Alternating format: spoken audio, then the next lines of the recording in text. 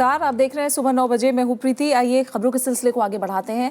एक नजर डाल लेते हैं हेडलाइंस पर। मिजो नेशनल फ्रंट समेत पूर्वोत्तर के 8 उग्रवादी गुटों से सरकार का शांति समझौता। बांग्लादेश ने शुरू किया अपनी जमीन से उग्रवादियों को खदेड़ना। आईएएस राजेंद्र कुमार के खिलाफ कार्रवाई की तैयारी में गृह मंत्रालय। आदेश के बाद भी नहीं छोड़ा दिल्ली के गृह सचिव का पद। बिहार से अधिकारियों की प्रतिनियुक्ति प्रक्रिया पर उठे सवाल।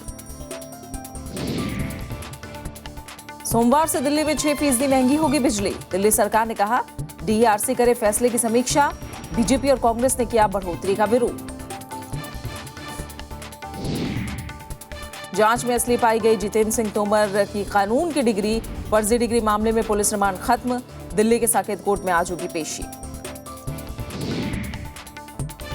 और लुधियाना में टैंकर से अमोनिया गैस रिसने से 6 लोगों की मौत। 100 से ज्यादा लोग अस्पताल में भर्ती। पुलिस ने शुरू की कार्रवाई।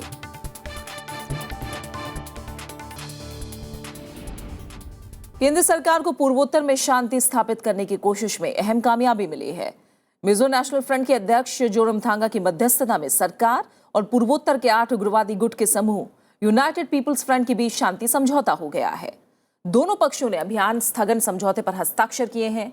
एमएनएफ के महासचिव जो सांगलेना ने यह जानकारी दी है। यूपीएफ में केएनएफ, जेडआरओ और यूकेएलएफ समेत 8 उग्रवादी गुट शामिल हैं। उधर सरकार दूसरे उग्रवादी गुटों पर शिकंजा कसने की रणनीति पर काम कर रही है। इसके लिए पड़ोसी देशों की मदद ली जा रही है। बीएसएफ के मुताबिक म्यांमार के बाद अब बांग्लादेश भी अपनी जमीन से उग्रवादियों को खदेड़ना शुरू कर दिया है।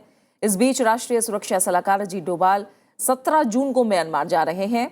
वो उग्रवादियों के खिलाफ संयुक्त कार्रवाई के मसले पर म्यांमार के अधिकारियों से मुलाकात करेंगे।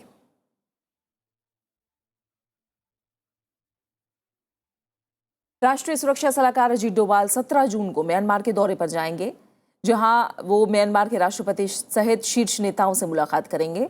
म्यांमार सीमा पर भारतीय सेना के 9 जून को किए गए सैन्य ऑपरेशन के बाद इस यात्रा को बेहद महत्वपूर्ण माना जा रहा है। सरकार के सूत्रों के मुताबिक पूर्वोत्तर के उग्रवादियों के खिलाफ आगे की कार्रवाई के लिए सहमति बनाने के मद्देनजर ये दौरा अहम है। मणिपुर के चंदेल में 4 जून को हुए नगा उग्रवादियों के हमले में 6 डोगरा रेजिमेंट के 18 जवान शहीद हो गए थे, जिसके बाद डोभाल की देखरेख में ही म्यांमार सीमा के भीतर सेना ने संयुक्त ऑपरेशन को अंजाम दिया। हालांकि बाद में म्यांमार ने अपनी सीमा के भीतर किसी ऑपरेशन की बात से इनकार किया था। भारत और म्यांमार के बीच 2014 में सीमा समझौता हुआ था। आगे की खबरों का रुख करते हैं। दिल्ली सरकार और उपराज्यपाल के अधिकारों के बीच विवाद। गृह मंत्रालय आईएएस अधिकारी राजेंद्र कुमार के खिलाफ अनुशासनात्मक कार्रवाई की तैयारी में है।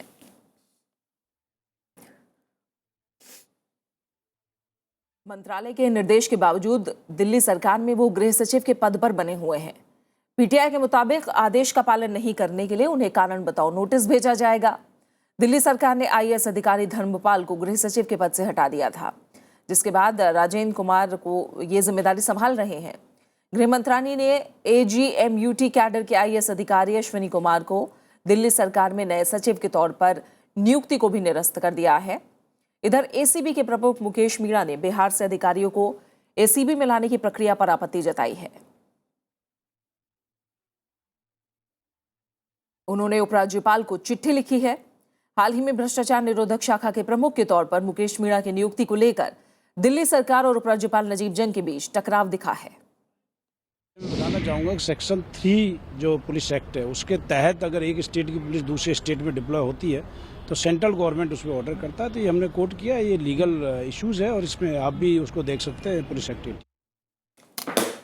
फर्जी डिग्री मामले में दिल्ली के पूर्व कानून मंत्री जितेंद्र सिंह तोमर की 4 दिन की पुलिस रिमांड आज खत्म हो रही है, जिसके बाद पुलिस उन्हें दिल्ली के साकेत कोर्ट में पेश करेगी। इस बीच तोमर के कानून की डिग्री की परीक्षा उत्तीर्ण करने की पुष्टि हो गई है। हालांकि रजिस्टर में उनका स्थानीय पता गलत पाया गया। इससे पहले कल आम आदमी पार्टी ने तोमर को पार्टी से निष्कासित करने का फैसला टाल दिया। पार्टी ने तोमर पर लगे आरोपों की जांच आंतरिक लोकपाल को सौंप दी है।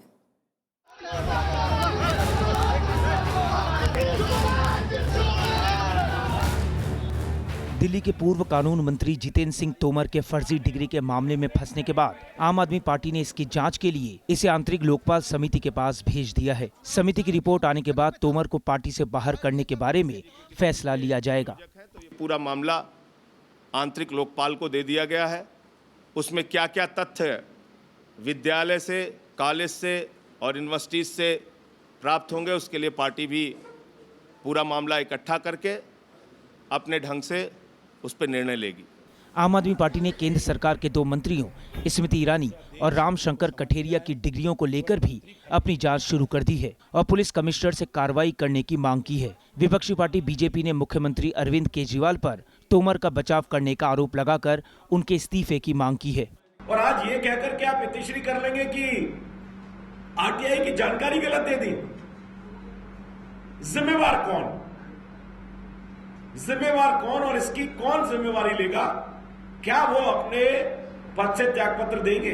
उधर दिल्ली पुलिस जांच के लिए जितेंद्र तोमर को लेकर बिहार के मुंगेर और भागलपुर स्थित Vishwanath Singh institute of legal study college गई, जो तिलका मांझी विश्वविद्यालय से संबद्ध है। तोमर ने यहीं से कानून की डिग्री हासिल करने का दावा किया था। बिहार लेके जाया गया है, मेरे ख्याल में पार्टी मॉर्निंग में पहुंची है वहां पर, और उसके अलावा हमारी साइमल्टेनियसली जो भी इन्वेस्टिगेशन दिल्ली में आवश्यक है वो हम कर रहे हैं, ताकि इस केस का जो भी रेलेवेंट एविडेंस है उसको हम जल्दी से जल्दी इकट्ठा कर सकें।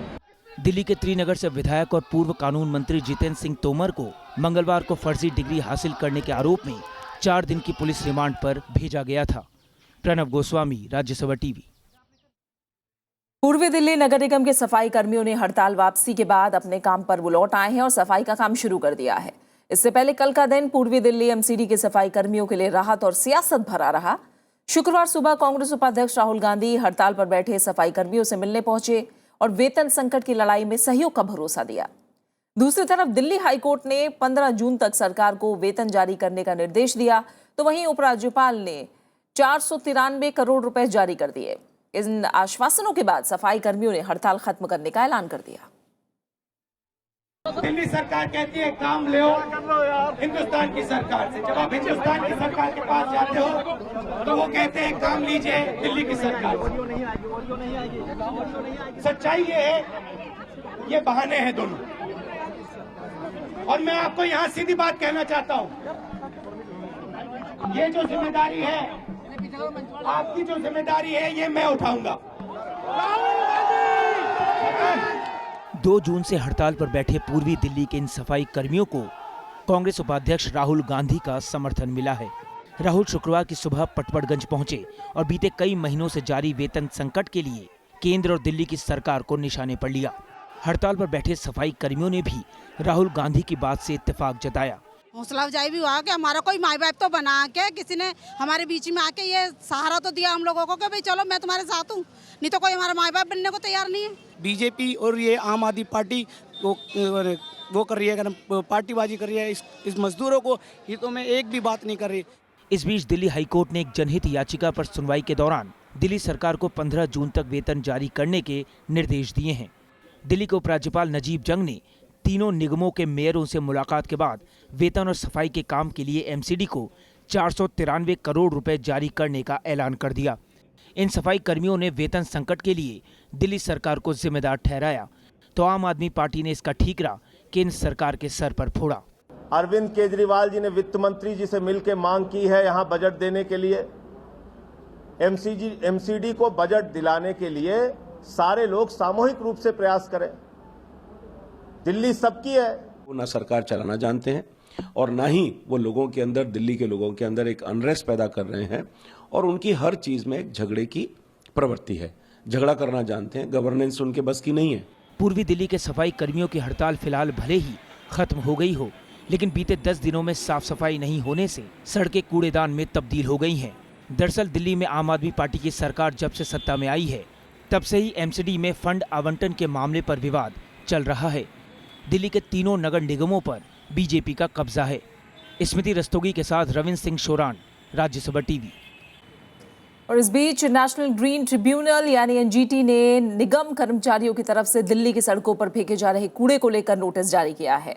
एनजीटी ने दिल्ली सरकार, पूर्वी दिल्ली नगर निगम और उत्तरी दिल्ली नगर निगम से इस मामले में जवाब मांगा है।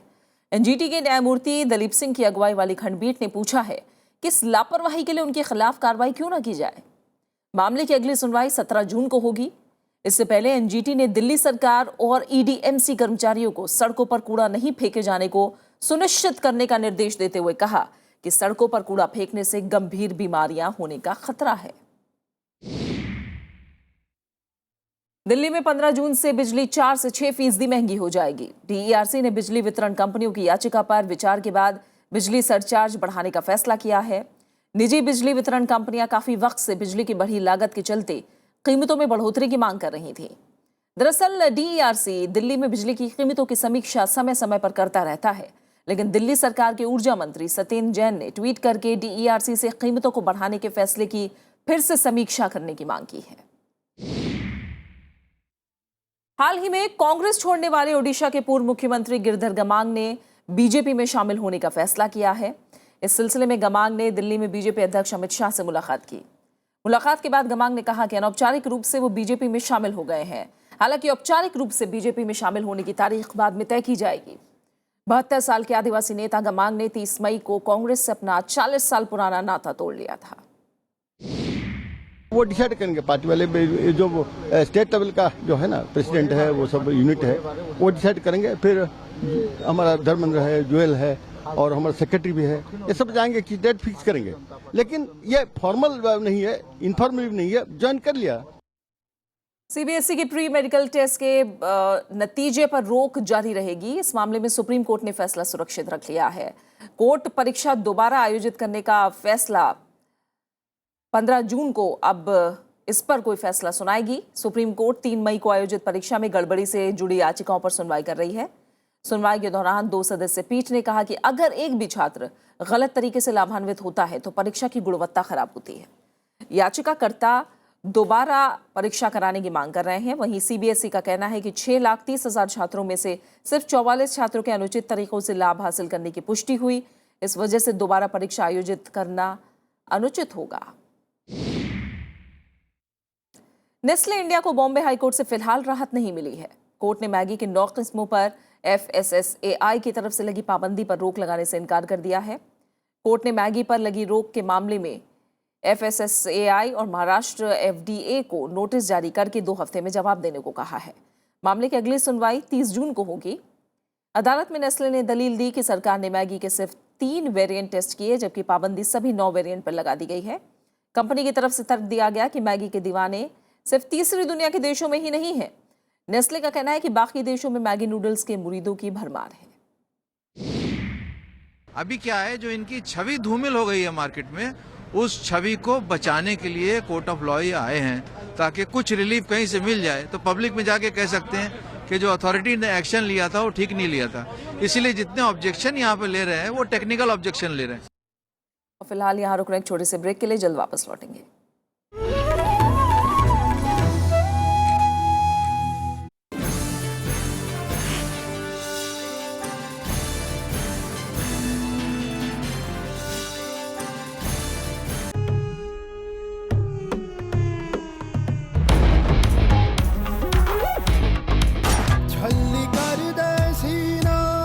कास्टिंग एक ऐसा प्रोफेशन है जिसको हमारी फिल्म इंडस्ट्री के लोग उतना सीरियसली नहीं सोच रहे हैं। बड़ा पॉलिटिशियन बन गया तो इतने पार का करेगा क्या?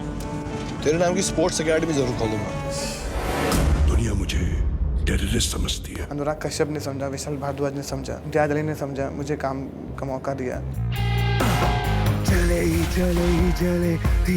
नमस्कार, मेरा नाम है मुकेश छाबड़ा। मुझसे मिलिए प्रोग्राम गुफ्तगू में इरफान भाई के साथ, सिर्फ राज्यसभा टीवी पर।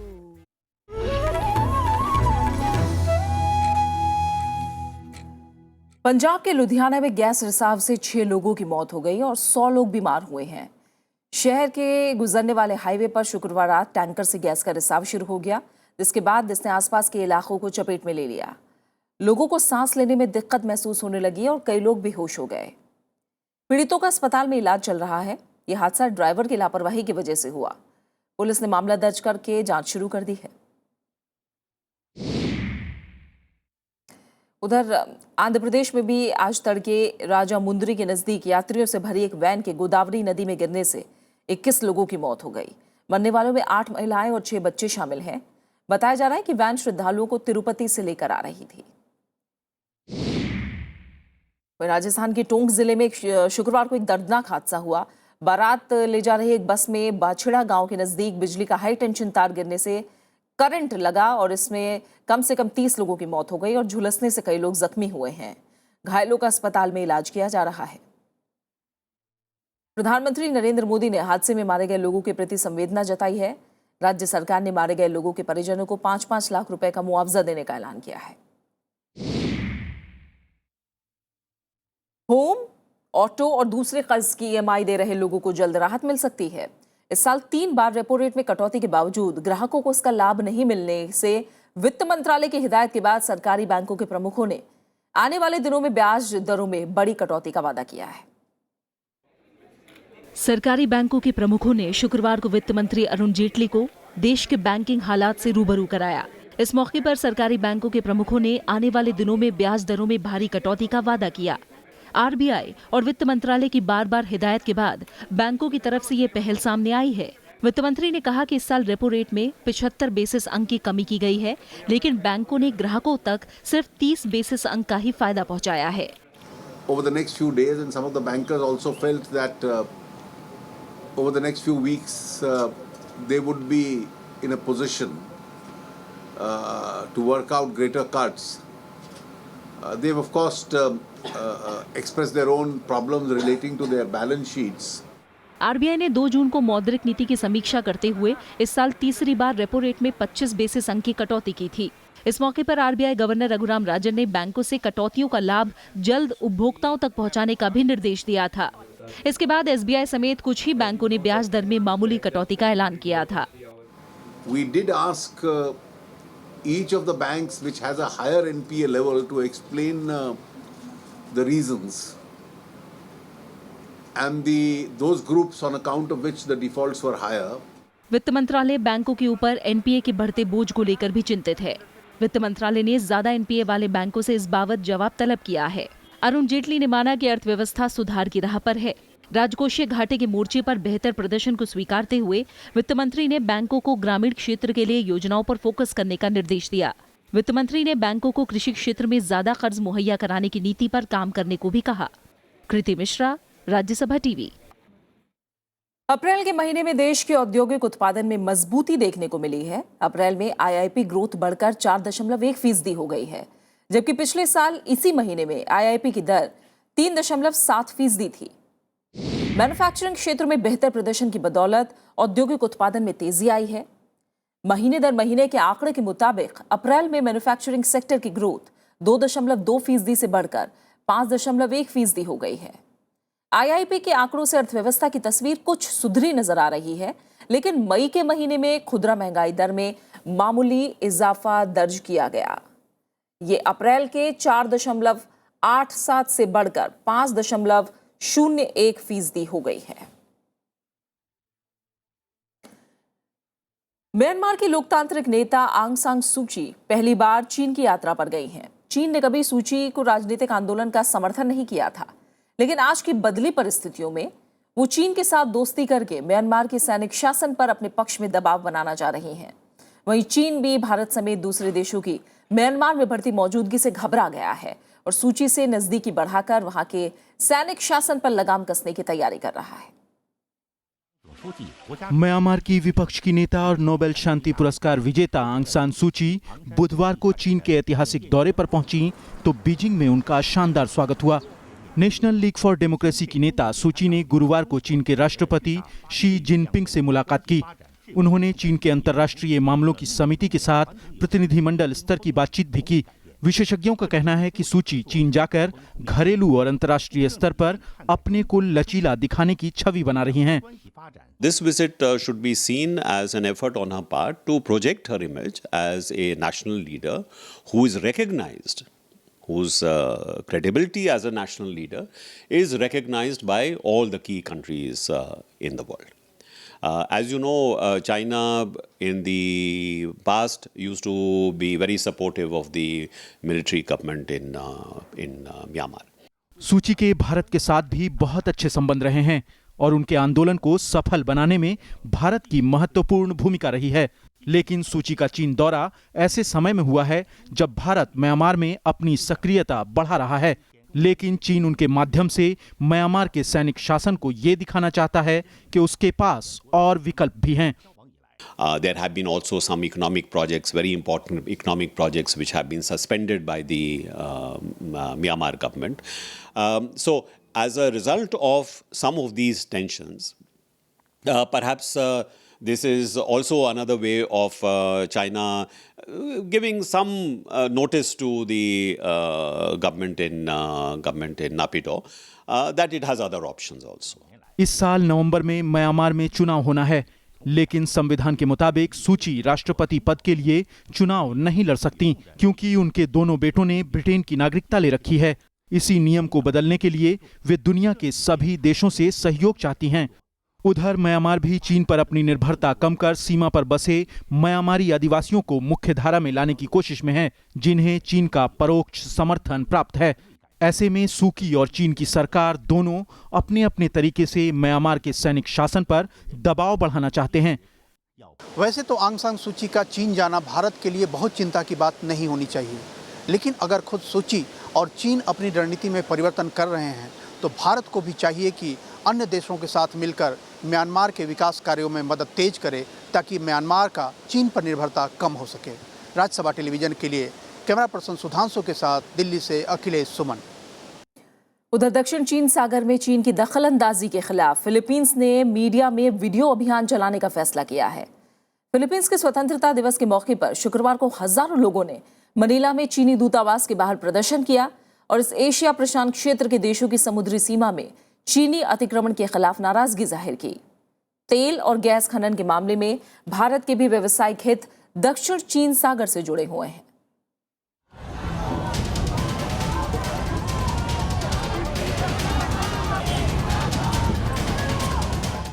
एशिया प्रशांत क्षेत्र का देश फिलीपींस अपनी समुद्री सीमा में अतिक्रमण को लेकर चीन से नाराज है। फिलीपींस के स्वतंत्रता दिवस के मौके पर हजारों की संख्या में लोग राजधानी मनीला की सड़कों पर उतरे और चीनी दूतावास के बाहर प्रदर्शन किया। फिलीपींस सरकार ने अपनी समुद्री सीमा में चीनी घुसपैठ के खिलाफ अब मीडिया में डॉक्यूमेंट्री अभियान चलाने का भी फैसला किया है। Part yun ng information, education and communication campaign ng ating pamahalaan on the West Philippine Sea issue. Bukod doon, yun nga, meron kaming multi-sectoral forum na ginagawa namin yung pag-ikot namin sa iba't ibang region, part of that campaign. नौवहन के अधिकार नाम से Philippines की ये documentary दरअसल चीनी media में दक्षिण चीन सागर को लेकर चलाए जा रहे प्रचार का जवाब है। दक्षिण चीन सागर इलाके में फिलीपींस के अलावा ताइवान, मलेशिया, ब्रुनेई और वियतनाम जैसे देश अपनी समुद्री सीमा में चीन की दखलंदाजी को दादागिरी करार देते रहे हैं। लेकिन हाल में जर्मनी में हुई G7 देशों की बैठक में जब दक्षिण चीन सागर का मसला उठा तो चीन ने गहरी नाराजगी जाहिर की थी। 我们要求八国集团、七国集团切实的尊重事实，摒弃偏见，停止发表不负责任的言论，切实的来多做有利于解决问题。 दक्षिण चीन सागर से भारत के भी व्यावसायिक हित जुड़े हुए हैं। ONGC को वियतनाम से तेल खनन का ठेका मिला है, लेकिन चीन इसका भी विरोध करता रहा है। दरअसल चीन इस पूरे दक्षिण चीन सागर पर संप्रभुता का दावा करता रहा है, लेकिन भारत ने चीन को इन परियोजनाओं का राजनीतिकरण नहीं करने की सलाह दी थी। Bureau report, Rajya Sabha TV. दिलकश आवाज से हर गजल प्रेमी के दिल में जगह बनाने वाले मेहंदी हसन साहब की आज पुण्यतिथि है। 18 जुलाई 1927 में राजस्थान के झुंझुनू जिले के लूना गांव में मेहंदी साहब का जन्म हुआ, मगर देश के विभाजन हुआ तो वो पाकिस्तान चले गए, जहां उन्होंने गायकी का सफर शुरू किया, लेकिन जल्द ही लोगों को अपना मुरीद बना गए। आइए याद करते हैं मेहंदी हसन साहब को उनकी पुण्यतिथि पर।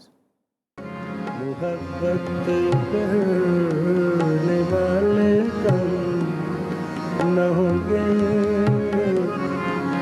तेरी महफिल में तेरी महफिल में हम न होंगे। मेहंदी हसन साहब की मखमली आवाज के दरमियां जब अल्फाज मौसीकी का दामन पकड़ती है तो गजलें और जज्बात आपस में बातें करते हैं।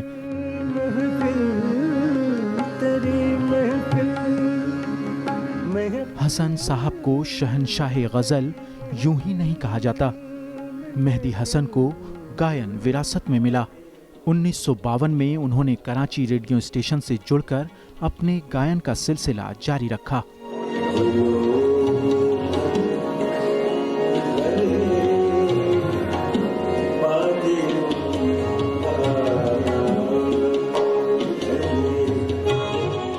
जिंदगी एक सफर है, अर्ज़े न्याज और होशे हस्ती आज भी गजल प्रेमियों के दिलों पर छाई हुई है। इसके अलावा उन्होंने रफ्ता रफ्ता और शोला था जल बुझा हूँ जैसी बेहतरीन गजलों को अपनी आवाज दी। शोला था जल बुझा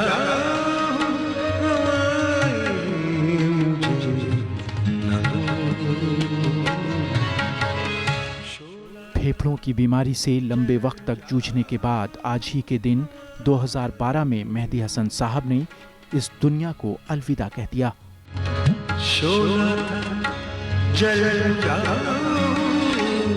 ब्यूरो रिपोर्ट, राज्यसभा टीवी। और इसी के साथ फिलहाल इस बुलेटिन में इतना ही। आखिर में एक नजर हेडलाइंस पर। मिजो नेशनल फ्रंट समेत पूर्वोत्तर के 8 उग्रवादी गुटों से सरकार का शांति समझौता। बांग्लादेश ने अपनी जमीन से उग्रवादियों को खदेड़ना किया शुरू। आईएएस राजेंद्र कुमार के खिलाफ कार्रवाई की तैयारी में गृह मंत्रालय। आदेश के बाद भी नहीं छोड़ा दिल्ली के गृह सचिव का पद।